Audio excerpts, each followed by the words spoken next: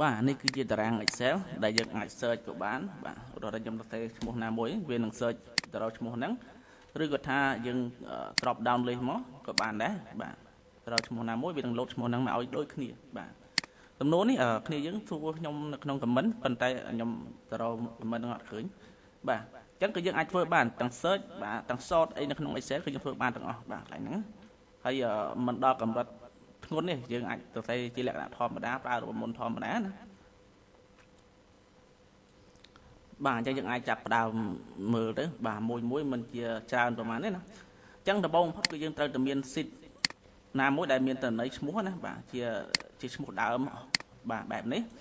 អានេះជាឈ្មោះដើមហ្មងបាទដែលយើងទៅសេនៅក្នុងតារាងបញ្ជីរបស់យើងបាទបន្តមកទៀតបន្តមកយើងទៅសេហើយខ្ញុំអានហើយនេះឲ្យមើលតិចទៅបាទ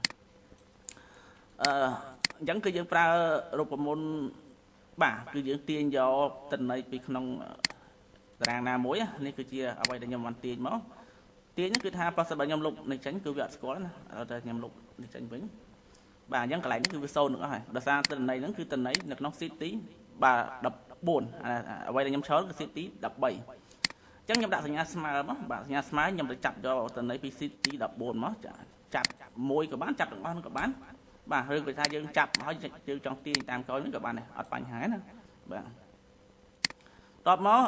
បាទទាញចុះខំអស់មកដល់លេខ20តាមខ្ញុំចាំគឺ23ណាបាទ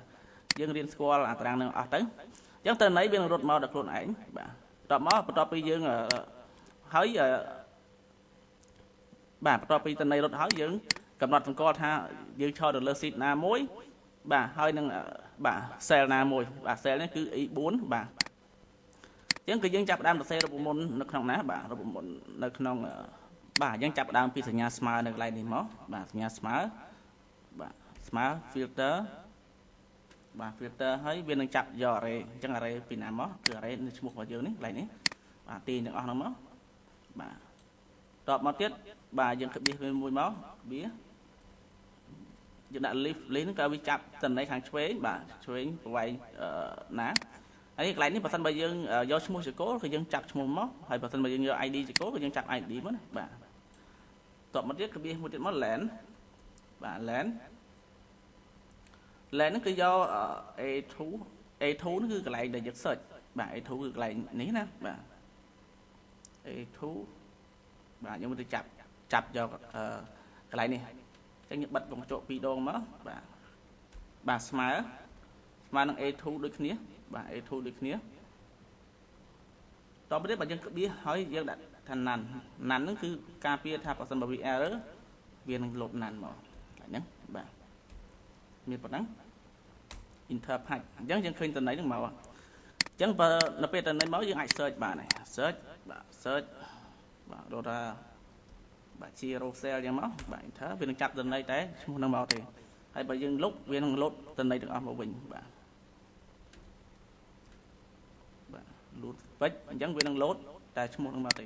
ហើយតន័យខាងនេះគឺយើងអាច hide បានធម្មតាបាទផ្លេចទាំងអស់មកយកពាក្យថា hide បាទអញ្ចឹង hide ទៅបាត់ហើយអញ្ចឹងតន័យរបស់យើងគឺនៅបាទតារាងទី14អញ្ចឹងបើសិនមកក្នុងកាលដែលយើង update ប៉ុណ្ណេះវានឹង update នៅខាងក្នុងដូចគ្នាបាទកន្លែងនេះហើយមួយទៀតគឺពាក់ព័ន្ធជាមួយនឹង drop down បាទ drop down គឺយើងងាយដែរទេបើសិនបើមិនចាំបាច់គឺមិនបាច់ធ្វើទេ drop down ដោយសារនៅពេល update អាចជួបបញ្ហាអញ្ចឹងណា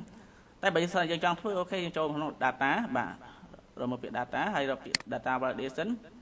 បាទ data validation កន្លែងនេះយកថា list យកជា list មកហើយយើងចាប់តន័យពីណាមកបាទចាប់តន័យពីតារាងទី14ដែលជាតារាងមេរបស់យើងបាទ select ទាំងអស់ហ្នឹងមក enter ផងបាទហើយអូខេមកអញ្ចឹងកន្លែងនេះគឺវា search ក៏បានវា drop down ក៏បានបាទបានដូចគ្នាវីដេអូនេះមានប៉ុណ្ណេះបាទមិនយកកន្លែងណាអាច comment សួរបាន